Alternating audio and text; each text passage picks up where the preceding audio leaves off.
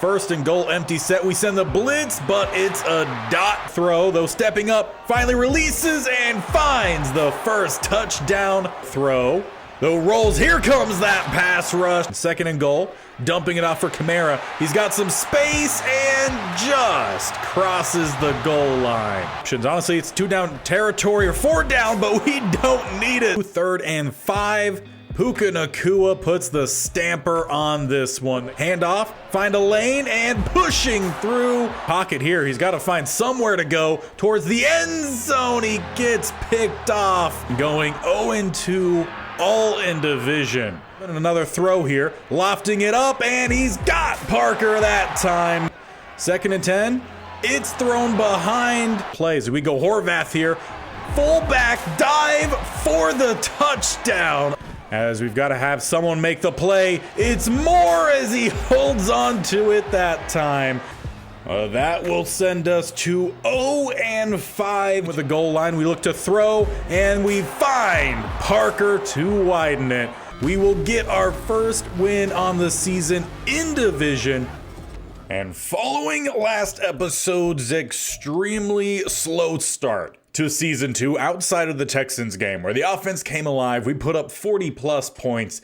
All in all, looked really good in that particular game, which did come after, I want to say it was the Packers game. We made a change for the receiving group as well as the playbook we were using. However, there is still a pretty long season ahead of us and some more changes we look to do. And really the best place for us to start is taking a brief look here at our draft class because we have a decent amount of information now.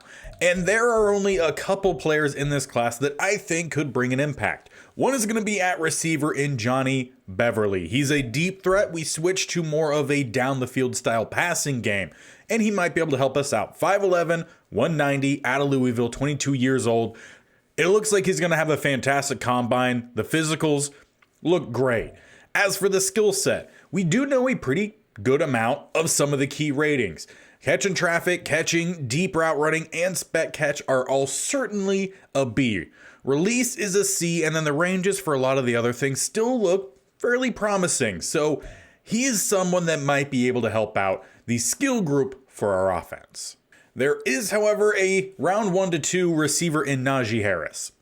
Great creativity there, Madden. I love it. But his ranges don't look that great. He has F deep route running, and that's, again, what our offense is more looking towards, so Najee Harris, not very high on my board. There is another player for the offense getting down to the line where we do need some help in Donnie Cook out of Louisville. And he does look like he could be really good. 6'3" through a 5'23". He has, again, what looks to be a good combine, physicals all there, and some fantastic blocking ratings. Unfortunately, he just is not a power blocker. And we're a power offense. So how well he fits, kind of hard to say. Do we need help on the offensive line? Yes, we certainly do. But we also could use help on the opposite line, defensive line, as we look at the 3 options we have, none look very good. You have Max Gardner out of Kentucky. He's got C block shedding and power moves. That's not going to be a day 1 starter. You got Ben Hardwick at DT, who has the C rushing moves, D block shedding, that's not really going to be starting caliber. And then you have Keith Hatcher, another DT, this one out of Indiana. Day 3, C block shedding, C power moves, and maybe that finesse ends up being at best a C considering he is a run stopper. I imagine that's probably going to be a D. So none of this defensive line guys are going to bring in any impact day 1, and we really need that. There is a safety in Joseph Clark who looks like he might be really good as well, but I think we're set at safety. However, we are going to switch our safeties today. So the 2 areas I would look to improve with a trade to start us off as we are in week 8 is either offense or defensive line. And we have one really solid player for our offensive line. And George Fant has not been doing all too great. We could really use some help for this group. We have a couple young guys in the interior, but we could use another tackle. Defensive line wise, we could also use a lot of help. Our highest rated player here is Yaya Diaby, who halfway through the season hasn't recorded a single sack and maybe has 1 or 2 TFLs. So not a great start there. In fact, the backup who's been getting a little bit of time on the opposite edge rush spot in Paschal. He actually has the most sacks for our edge rushers with just 2. So here's some options that we have. The highest rated edge rusher we could use would be Josh Allen. Obviously, we would have to move him to a left or right end. He's got the block shedding, finesse moves, the speed is there, pretty decent strength as well, considering the size, 6'5", 255. He would be a fantastic option, though what would it possibly take to bring in Josh Allen? Maybe more than what we're looking to give up. Obviously, Packers are not going to give us any sort of actual trades, but we could still look to see what we could do. I'm going to put in the one here, and it should be very high in this draft. So on top of that, I'm also just going to slot in their 3, just in case they do take it upright. We're at least getting something extra outside of the number 1 edge rusher currently. So let's submit that offer, and it gets us about halfway there. And it's actually going to end up taking a pretty good haul to get this one done. But we are going to bring in Josh Allen, having to give away our 1st round pick this year, our 2nd round pick in the next 2 years, plus a 3rd in the next 2 years, and a 5th from this year. A lot to give up, but we needed someone for that defensive line. Now, we are not done yet. We still need some help for the offensive line, and Mike McGlinchey seems to be the best option here for us. He played at Notre Dame, a star dev. He's 29 years old, so on the older side, though, should still hold his ratings for a good bit longer. He's a balanced run blocker, but he has the power for the pass blocking. So I still think he would end up fitting pretty well, and he's one of the lower yet still solid rated offensive linemen. So I think we would be able to make a trade here. Though unfortunately, the piece that we do have to make a trade is at receiver, and they are kind of stacked at receiver. So let's just see if they're interested. And we are trying to essentially get a player swap here. Rondale Moore for Mike McGlinchey. Moore has been very disappointing in this series. So where does this put us? And it's really only halfway there. In fact, they're a whole lot more inclined to take our 2nd round pick alone. They will send us McGlinchey, and we will bring in a 4th round pick. That ends up working out pretty well for us, and what we could do from here is then look to just trade away Rondale Moore to any group that might want him. And we found a team desperate for a receiver in the Raiders. We actually get back our 2nd round pick, and we pick up a 6. So we fleeced that trade, I think, really well. Now, obviously, we brought in 2 new players, only sent 1 away, so we do have to make a cut. And that is going to be one of our depth rushers here in Ryder Anderson. 25 years old, maybe he could find a spot somewhere else. Now, with those changes, let's run through a quick recap of the starting lineups. For the offensive line, a big upgrade, bringing in McGlinchey. Hopefully, that's going to be a big elevation for us. Give Will Levis some more time in the pocket as we look to throw downfield. And then we need the young group in the middle to just continue to develop as quickly as possible. As for the receivers, Devontae Parker still going to be our number 1 as we give the rookie hidden dev receiver his opportunity at wide receiver 2. Despite being the lowest overall of our receivers, he has the 2nd best release and hopefully some hands that come with it. We will see Westbrook-Ikhine as well as Bell get some opportunities on the outside. Even the same for Equinemius St. Brown, and maybe we need to elevate him because he did start off last episode really well.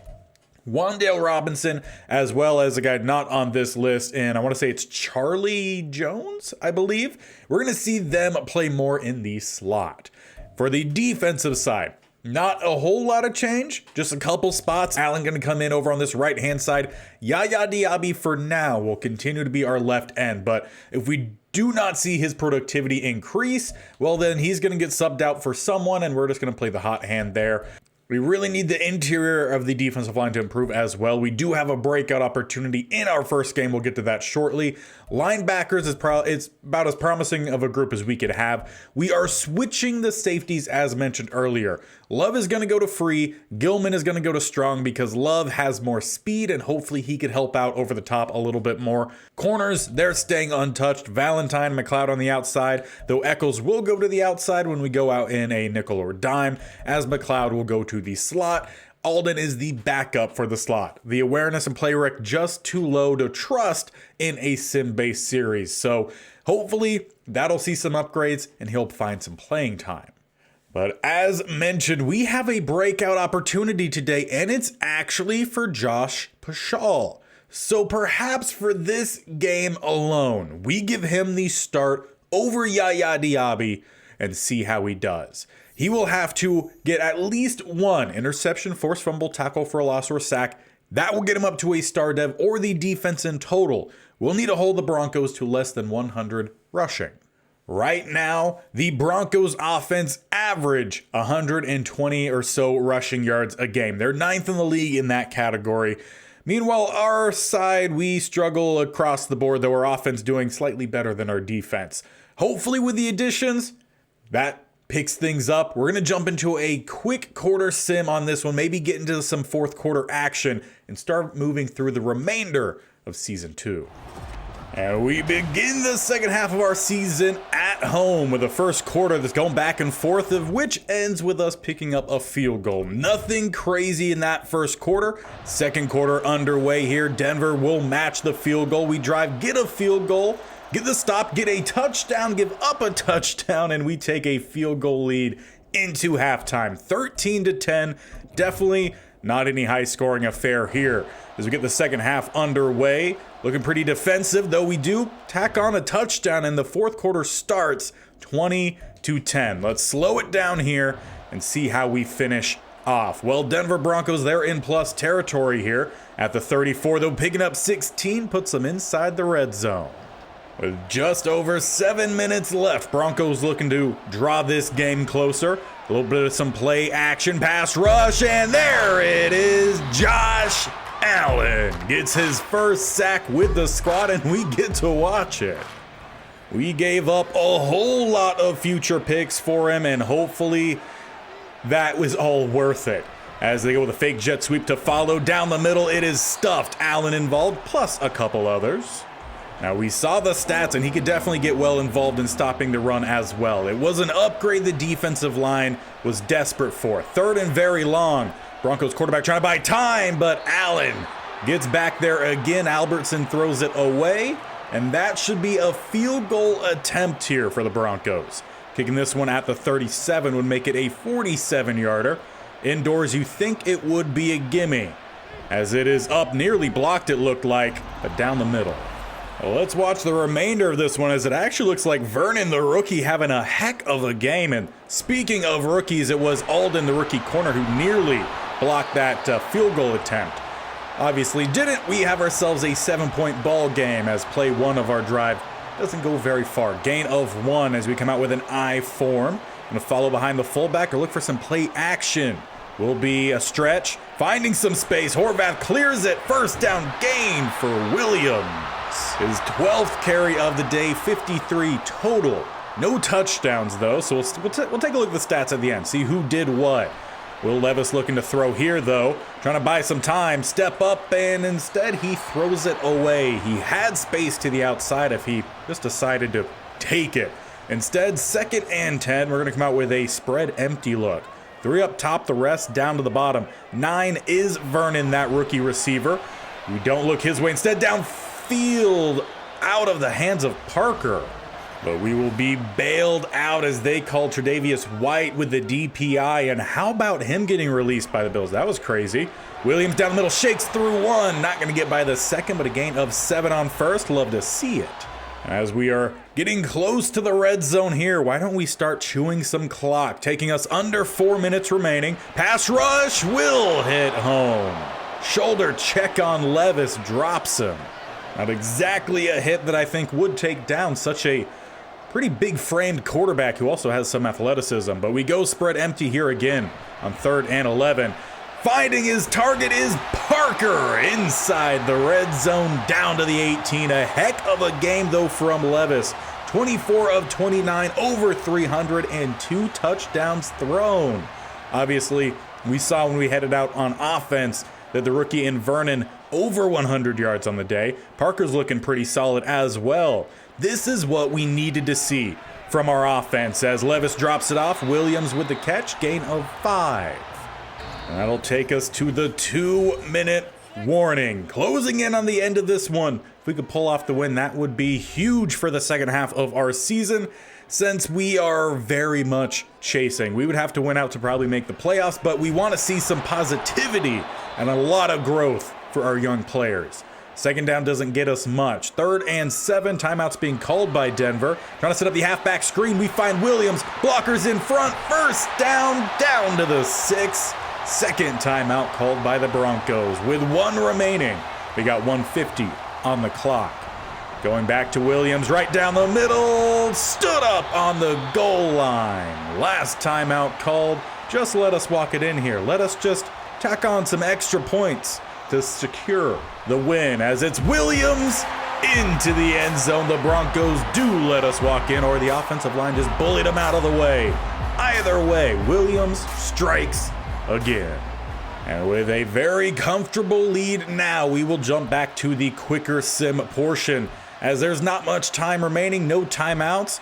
Broncos are picking up some big chunk plays. They got some decent guys on roster as well. Hopkins gets them down inside the red zone. 1st and 10. Another set for Hopkins down to the 2. One last play. Well, the touchdown will give us at least one more. They draw it closer, but it very much seemed like we had that game in hand for at least the entirety of that second half. A great way to start today's episode with a win, following a couple trades, and really all guys in that definitely made their mark today. But of course, heading into this game, we had the breakout opportunity, and Josh Paschal came through. Roll out the red carpet, baby, because he has arrived. He ended up getting something he needed there, giving him his star dev, and that maybe makes the Diaby Paschal conversation a little bit more interesting. Especially when you couple that with the fact he just got a bunch of XP and 3 upgrade opportunities. Now he is a power rusher, though has a little bit of some block shedding to his game. We really need that rush, so let's just load them all into the power rushing. First up, +3 to the power rushing. Second up, another +3. Just the single one, and it is another +3. That's +6 already for his best move. Third time's a charm here. Gonna be something else added to it. 2 tackling, 1 to power moves. All in all, that is a really good upgrade, bringing his power moves up to an 82 true without the morale taking it down. 76 block shed. He's got strength, some speed. We're gonna have to compare these two. And they are both very similar. 78, 76, again, that's with the morale. However, Paschal is a year younger. Speed is far better for Yaya Diaby. He's also a star dev. Power moves about the same, block shedding a little bit lower. Strength is a lot less. 71 compared to, I want to say it was 84, but the speed is about 10 higher. Plus a whole lot of acceleration. This is a very interesting group here. And this might force us to have a heavy rotation at the spot. Yeah, strength is so much better with Josh Paschal. 86. So maybe what we do is either we could test it out. Heavy rotation for our edge rushers, which would rotate Paschal, Diaby, and Josh Allen. Or we play Paschal in the base packages and Diaby in the nickel or dime, because he has that better speed. Acceleration is actually pretty comparable between the two, but that definitely makes things interesting. But on top of that, we also have 3 breakout opportunities for this next game, and it happens to be against the Jacksonville Jaguars, top of our division, 7-1, as we, due to our later bye, are still in third behind the Titans, though we have the same amount of wins. So we really need to take a look at these stats from that last game.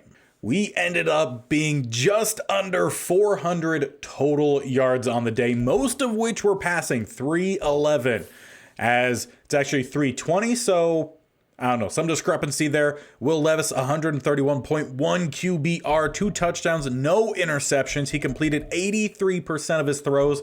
We still gave up a lot for the rookie quarterback for the Broncos in Albertson. He had 289, 2 touchdowns, 72% completion.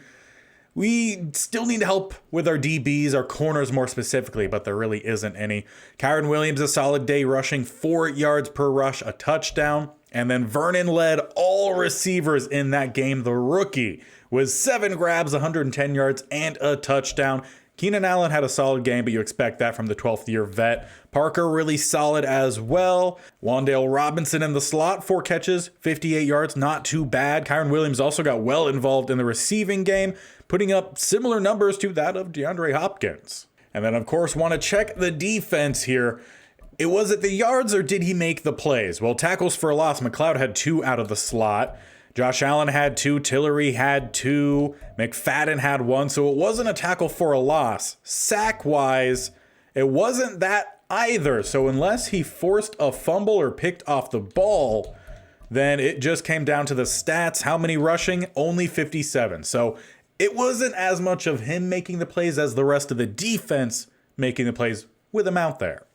But as we continue to talk about breakout opportunities, who do we have here for the receiver option? Didn't bring anything up. It is Dwayne Vernon. Now, this is a 3 touchdown, 150 plus yards. So I think this is what you need for a superstar, which kind of spoils his development trait. Probably a star, but if he could get this, that would be fantastic. On top of that, we also have one for Nick McLeod, who we just saw the stats. He was getting a lot of TFLs for a slot/outside corner, and he has another breakout opportunity here for us. He's going to have to get a combined 2 interceptions, forced fumbles, tackle for a loss, or sack, or the defense in general is going to have to hold Lamar Jackson to less than 150 passing. I think he's going to need the stats. And then what might be the most important of these breakout opportunities this game, Will Levis. A phenomenal game. 3 games into the new scheme, more fitted around his skill set. He has a breakout opportunity, and we're going to have him throw 1 or fewer interceptions, plus have 300 scrimmage yards or 3 total touchdowns on the day. Now, he had 2 touchdowns, over 300 throwing, and he didn't have any exceptions the last game. Essentially, everyone just needs to rinse and repeat the last game, which was one of our better games of the season. Given how often we've watched these games against the Jaguars, we're going to start with a quarter sim. See what we can do as the first quarter does come to an end. It's 7-0. Looked like we were driving, and we match with 7 defense holds, though then we turn it over. Hopefully that wasn't the interception, as we give up more points there before half. So 17-3 is where we start the second half. As we drive, we find a field goal, give up a touchdown. Fourth quarter has arrived. We are down 2 scores. So we're definitely going to need some big play here from our offense as we have a 3rd and 2 following 2-yard rush by Levis. We get 1. Kind of need to go for it here. Obviously, a little risk carries with it, but we're in the fourth quarter down 2 scores. It's about half a yard. Williams down the middle will pick up the first down. Up to the 40. Now let's continue watching this drive as it's quite important. And in fact, we might just stick with watching offense in this one, unless maybe some red zone opportunity. We'll see. We'll play it by ear. We still got a whole long season ahead of us here as Williams, a nice carry, gain of 8. 10th rush for him, closing in on 60 yards. Honestly, by the time we get to the fourth quarter, I would want a few more carries for him. Looking to throw, we find Parker a little bit behind him and knocked away. And that will bring up yet another 3rd and 2 here, this time just shy of midfield. Get past midfield essentially is the first down. Down the middle, Williams, follow the blocks. He's got some space, and honestly, I wish he cut it to the outside, but not going to argue with a first down. It was very much needed, and he very much got it. 2 receivers up top, 1 down below is Vernon. As Levis looking to throw here. Line giving him some time as we look for Vernon off the hands, though. Flag is down. Do we have another DPI here? Yes, we do. Essentially the opposite of the Panthers' traditional franchise where we keep getting called for the DPI. 1st and 10 at the 10. Just a little bit of space for a first down as Levis nearly threw that one away to Sutton. Number 1 in the roster and also number 1 in making plays so far this drive. He's just been around the ball consistently. 2nd and 10, we go to Williams on the weak dive as he will shake 1, keep his feet and stretch. Not even to the end zone or the first down. That's a questionable spotting to me, especially at home. Should have been a first down, instead 3rd and inches Single back set, we look to throw, dump off to Higbee, 4th and inches. We don't even get that. Some very questionable ball placements here, but the offense stays out because we have to. Horvath, that fullback, gets an opportunity for another touchdown, and he capitalizes. Drawing this one back to a 1-touchdown game. Defense gotta get the stop here. We'll have just over 4 minutes as Lamar Jackson scrambles for 9 on play 1. We have all of our timeouts as we give up 20 to Dontavion Wicks. 7-yard rush by Walker, 2nd and 3. They get 21. They're back inside the red zone. That'll definitely help out. Looks like holding on Miller. 8 yards to Wicks. As we hit the 2-minute warning there, we got 3rd and 8. They get 5. Looking to be a field goal here. They will hit it with Koo, back to a 2-score game. Well, we have 2 timeouts remaining, and we need a lot of points rather quickly here. Levis gets this one out for Vernon. Guarded well, and arguably that should be a penalty. That hit not necessary. I mean, ball not even catchable yet. They took out Vernon. Welcome to the league, rookie. Essentially, that's what that hit was. As they get this one out for tight end Higbee. What a catch and a laser throw there from Levis. Honestly, a very questionable throw, though. It worked out for us. 1:40 left. Still have those timeouts. Need to save them. As we need someone to get open downfield. Once again, we have Higbee finding some space and getting out of bounds. Now, Levis has not thrown a touchdown in this game. Has thrown 1 interception, well short of the 300 passing yards. So we need some big plays here as he's trying to squeeze it into Robinson. That 2nd interception will seal the game and will seal him not getting that development boost. Jaguars take over, kneel out the game, and they will continue their dominance in division, moving to 8-1 as we now drop to 2-7. But did we at least hit on any of these breakouts? Well, it doesn't look like we did for Vernon. How about McLeod? Pretty quiet game. Should have called it differently. That is 0 of 2. And we obviously know Will Levis, he threw the 2 picks, was nowhere near the stats we needed. So 0 of 3 on that week's breakout, but at least we got one the week prior to. But coming off the bye, once again, this team would just light up the scoreboard and the stat sheet, pulling off an overtime win over the Pittsburgh Steelers, 33-30. 473 total offensive yards, 183 rushing, 290 passing. Only 1 turnover for both teams. Obviously, with it going into overtime, we also gave up a whole lot of yards. Nearly 400 passing. Did pretty well in stopping the run.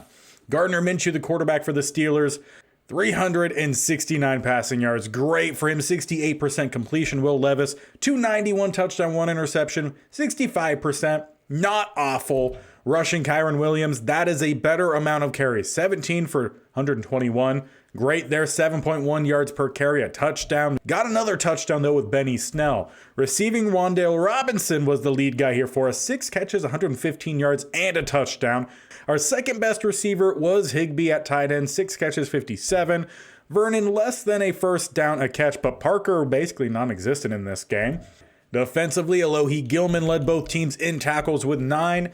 TFLs, a lot for the rookie out of Auburn in Lewis, 3. But Tillery had 2, Gilman had 1, Eccles had 1, and that would be it for us there. How about sacks? 1 for Paschal, so he continues to bring that in. Rankins had 1, and then they split a sack. Interceptions, we had 1 by JOK. But of course, all good has to be evened out with some bad, and this one is pretty bad. Mike McGlinchey, the guy we traded for, compound foot fracture. His season is done. So with that injury, we are going to give the rest of the season to a young player rather than Fant, because he's just going to continue to regress. Meanwhile, Kennard, he will have the ability to improve. He's 24 years old, 67 overall, a normal dead. He's got a lot of weaknesses. Pass blocking is not good for him, but he is a fairly decent run blocker. So having him at right tackle, probably going to be the best spot for him. The awareness is really bad. It's going to be a weak spot for sure for us, but there's nothing else we could really do here. This is going to be the best option for our future. And despite the injury, does not slow us down. We rattle off 3 straight wins, including that Steelers game.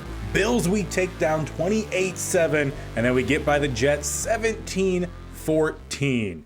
Love to see it. There is still some positivity with this team, and with that win, we've at least tied the amount of wins that we had in season 1. So at worst, we're staying the same. But with a lot of games left here, we still have 5 remaining. We could definitely grow from season 1, which is what this team needed to do. Now, next up, we have the Texans.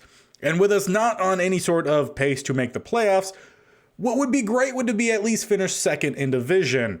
And this would be a great team to beat to help us do that. The Texans are 6-6. We are 5-7. We could jump ahead of them here with a win. So why not? Let's jump into another quarter sim. And we've got another game at home here, though the Texans score quickly. We answer, they score again, and as the first quarter ends, we were driving, trying to tie this game up yet again, though we just get the field goal, give up another touchdown, turnover, another touchdown for the Texans, and at halftime, it is an 18-point lead for the Texans. So we need to turn it up this second half, though another turnover turns into points, and this one is running away from us. So let's get through this one then. 42-13. We will at least tack on an extra touchdown before the end, but that by no means was the game we were looking for. And over the next 2 games, we would end up splitting those. Both close games, though. 31-28, we lost to the Patriots. We beat the Giants 24-21, and they were actually a 10-win team. Still are a 10-win team. But as we have 2 games remaining, we've seen plenty of the Titans this series. The Bears, that's kind of a new foe for us. So how about we jump into a full game, or most of a full game, here against the Bears, and round out Season 2. And boy, oh boy, do we got a gift for this one. A snow game in Chicago late in the season. Offense will get us going as first plays a throw. Knocked away from Vernon. We'll say I am very excited to see the stats at the end of the season and to see what he was able to do given his starting time the second half of the season, as it's another throw through the hands of his receivers. Honestly, that was one of the reasons we traded away Rondale Moore, because he couldn't hold on to it, and Will Levis obviously was not very happy with him. 3rd and 10 here. Maybe it's just the weather, as Levis, he's just scrambling around and eventually will throw it for the first down. He finds the rookie in Vernon. Up to, I want to say, a 69 or 70 overall now. He's seen some growth this year, and that was kind of what this season, as well as season 1, was all about, as Williams finds some space down the middle, a gain of 13, his first rush. And there's obviously a lot of guys just around the board that are on the younger side. This is a very young team mixed with a lot of veteran talent. Not a lot of guys sitting in the middle, as Higbee, one of those veterans, in his 30s already, I want to say 31, 32. Which unfortunately means we might need to be looking for a new tight end soon. Hopefully not. Hopefully he stays a good overall for the remainder of this series. Back to Williams with space into the red zone as he jukes by the safety, keeping those legs moving, getting us down to the 16. I've just loved the play of Kyren Williams in this series, and it's what I expected we would have had with the Bama State-only challenge in Josh Jacobs, though we very much did not. Williams has been a much better all-around back than Josh Jacobs. But he gets 2 there. We got a 2nd and 8. We still got 2 games left. Let's finish strong here. Already over our 5-win total of season 1 as Williams slips half the defense. A 1st and goal at the 6. I would love to get us up to 8 wins. Going 8-9 would be great progress this year, though that would require us winning this game as well as against the Titans, who I'm pretty sure are bottom of our division, as Williams, he fought hard there. Gets a short gain. On top of that, I think there's a lot of guys who just continue to show some good play. Again, we'll check the stats at the end to see the exact season of Levis as he finds Vernon. We finally get to watch one of the touchdowns go into the rookie. Just sat in wide open space. Now time to see what this defense can do. A group that also has seen a lot of progress as they start with some read option. Will be a gain of 4 for Justin Herbert.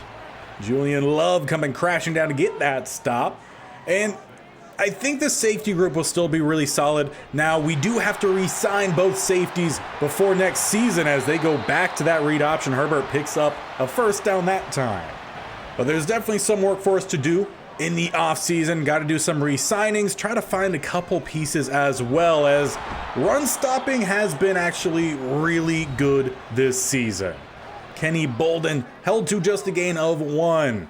As it's 2nd and 9, that's how math works. They go back to him as he tries to stretch it. We'll maybe pick up an extra yard or so. 26 and Eccles comes crashing down. We'll force a 3rd and 7. Trips up top for Herbert. We send the blitz and it will hit home. JOK gets the sack. And you couldn't have asked for a better start to this one. Now we'll play the plus territory game here in this one. Either side gets into that plus territory. We'll jump in, watch the remainder of the drive. As we have a 2nd and 1 in plus territory. Let's see if we get the first down here. Sack, 3rd and 5 to start the second quarter. Knocked away. So we'll end up probably punting there. Essentially, if we got a new set of downs in plus territory, we'll jump in for either side. As unfortunately not playing for anything as Bentley gets the sack on 3rd down, but just a little bit of some XP, some morale as we start in plus territory here. Charlie Jones with the 8-yard return. But despite, not playing for the playoffs after the first half of both of the first 2 seasons, there's still, as I was mentioning, a lot of really good play. Will Levis looking to go downfield just over the top of his receiver. Now he's definitely missed some throws, but for the most part, he's been a good quarterback. I'm not worried about him constantly turning the ball over as he finds Vernon, who holds onto it yet again. A heavy target to start off the day. 3 catches on, I think it's only been 7 pass attempts. 1st and 10 here. Levis looking to throw once again. Gonna dump this one to the outside. Higbee with a short gain, or actually no gain. Maybe it was just the angle playing tricks on me. Looked like a gain of 2, but they say 2nd and 10 still. As Levis making a check at the line. He's got multiple receivers down below. Hands this one off to Williams, who tries to find something. We'll gain those 2 I thought we had prior. Jonathan Tavai ends up meeting him. We'll force that 3rd and 8. Looking to throw. Levis, quick pass rush with an interesting throw. Had Higbee in the end zone.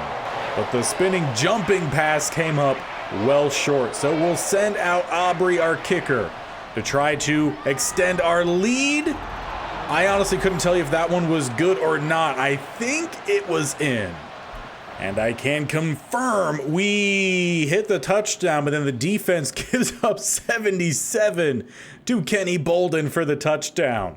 Just talked about on our first defensive possession how well we've stopped the run today. Well, that doesn't do it. Offense back out for us. Will Levis starts with a gain of 3, dropped by Parker, his 2nd drop of the day, but a big penalty on Julius Brents will essentially flip the field. So as we were back around our own 25-30, now we're in the plus 30, 31.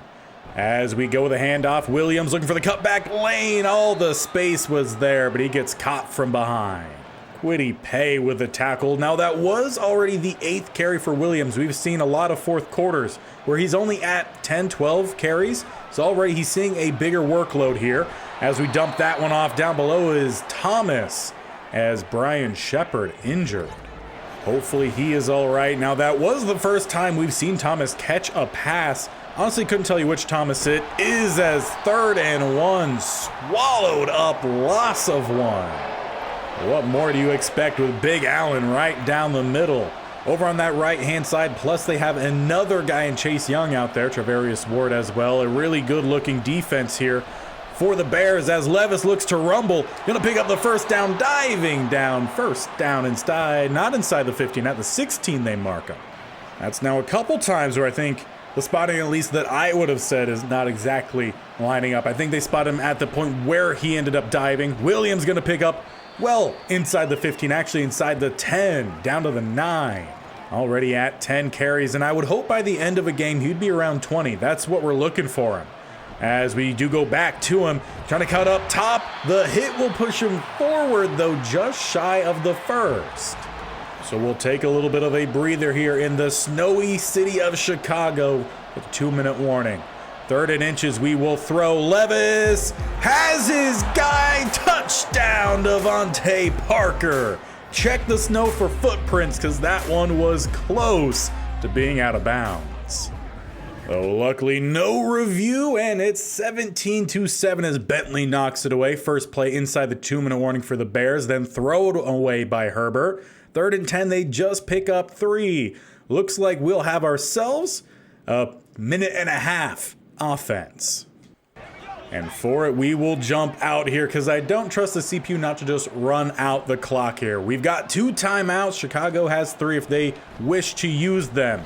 As Levis just looks to leak to that right-hand side. A little bit of a stiff arm, not quite. Blankenship gets the stop, but we pick up the first down. At the 49, just by midfield. Look for a little bit of some play action. Try to get something downfield perhaps, or coming across.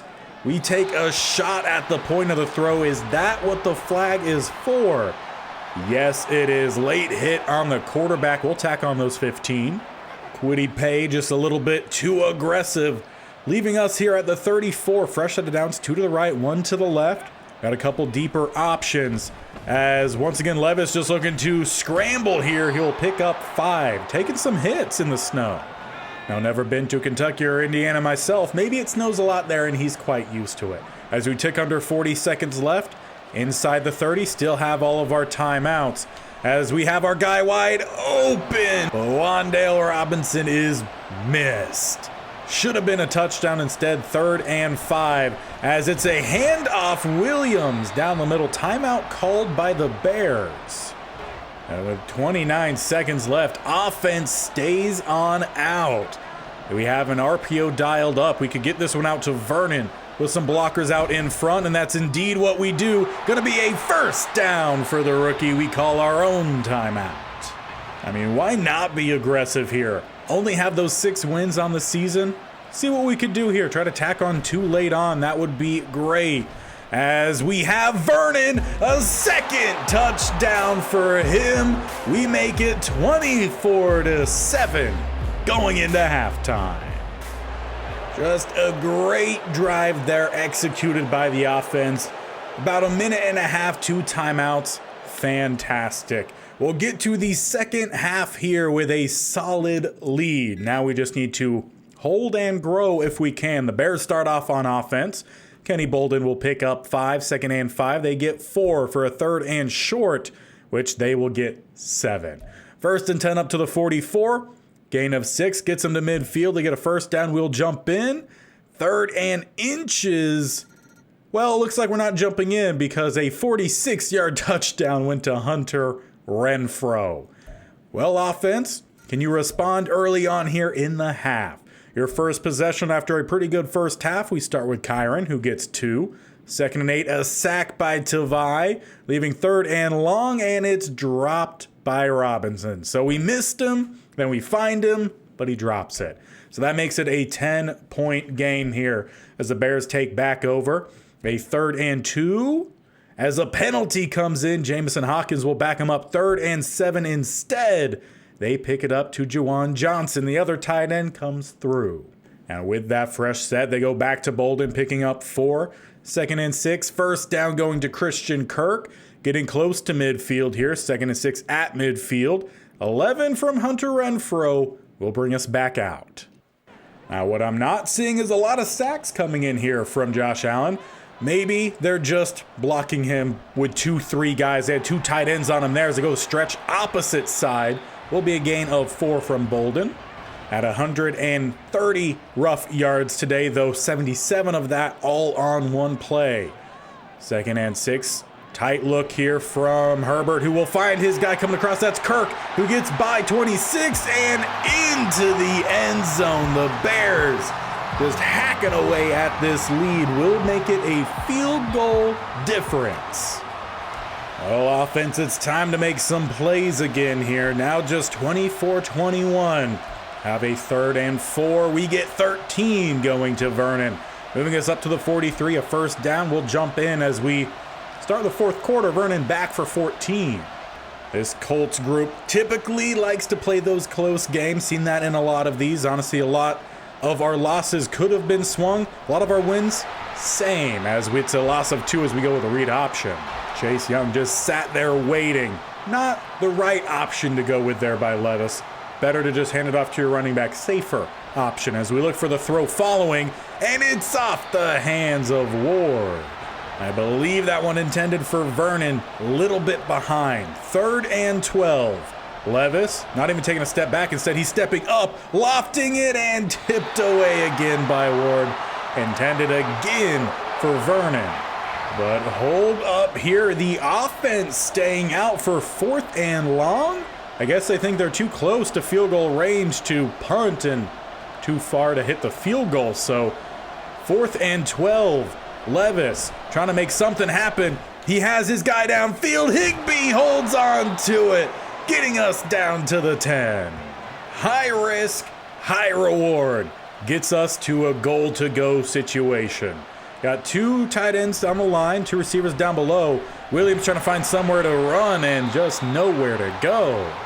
Obviously, the offensive line pretty hacked down in terms of overall with McGlinchey's injury. Kennard has done decent in his stead as that pass nearly jumped by Blankenship. Not a bad choice in the throw. That just had to be thrown harder or quicker. 3rd and goal. Still back at the 10. Levis looking to throw. Going up top, and Ward tips it away. Really trying to force passes there into Vernon.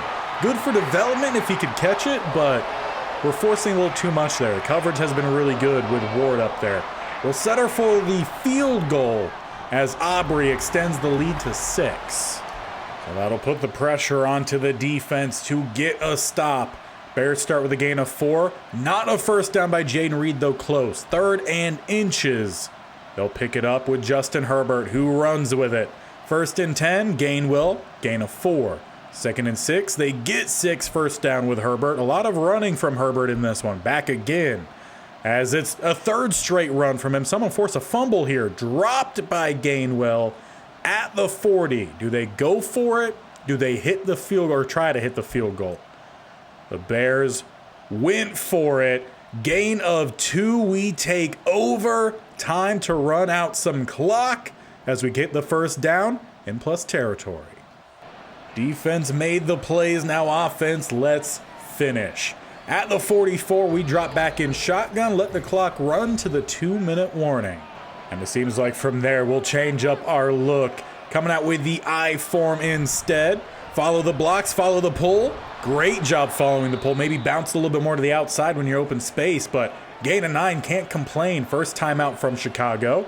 Got a long 2nd and 1, which we go with a draw, but eaten up by Allen. Loss of about 3.5. 2nd timeout called. 3rd and 5. Levis looking to throw to seal the win here. Scrambling, trying to buy time. He throws it away. At the 38, is this field goal range? Well, Aubrey says he's going to give it a go. We'll see if the snow becomes a factor. This is a long one. And we go with the fake Zappy with room to run. First down should seal it. The backup quarterback comes in so the starter could kneel the game away. What a heck of a play, as then we're going to follow up with actually running a play. That part of Madden AI, I don't understand. We're going to hand this one off to Williams. I sure hope so. Down the middle, that'll be a nice gain, getting us inside a minute. 3rd and 5 left. And we don't need any shenanigans here. We'll let the time run off the clock. We will kneel the victory against the Chicago Bears, taking down 2 really good teams here late on in the season. And this is just the kind of play that we know this team can perform with. Again, so many losses were close games. This team was, I think, actually a lot closer to playoff caliber than what we were thinking, given the really awful 1-6 start. Now, unfortunately, we do end up finishing bottom of our division. I think we split the series against the Texans, if I'm not mistaken. We lost the final week against the Titans, so they did take second in the division, but it was all just one game difference. So, obviously, well out of the playoffs, but we did tack on 2 more wins this year than we had prior. But as mentioned, a lot of these losses could have been switched. Just taking a look at our season this year, 1-score game against the Titans in week 1. That could have ended up being a win. Jaguars, no. Dolphins, no. Vikings, close, but not quite. Lions, not exactly. Packers, that one could have been switched, 1-score game, so that's 2. Jaguars, close, 10-score game. We're not going to count that one. Then we had a blowout against the Texans. Patriots could have been a switch. And Titans could have been switched. So we could have added on 4 more wins at the least. And if we did that, we're looking at a pretty good season. Going 11 wins, that is playoff caliber. We were 1 good play away in these 4 games. So 4 plays in total this season that could have been the difference between us being where we are now and getting into the playoffs. That is how close this team is. Still, there is a lot of good that happened this year, a lot of progress for a lot of players. So, of course, we'll finish by taking a look at the stats. Offense, right down the middle, 16th. Defense, 21st. Still a lot of room to improve. Will Levis, turnovers were still a little bit of a problem for him. 18 interceptions this year, 61% completion, 24 touchdowns, a little bit under 4,000 passing yards.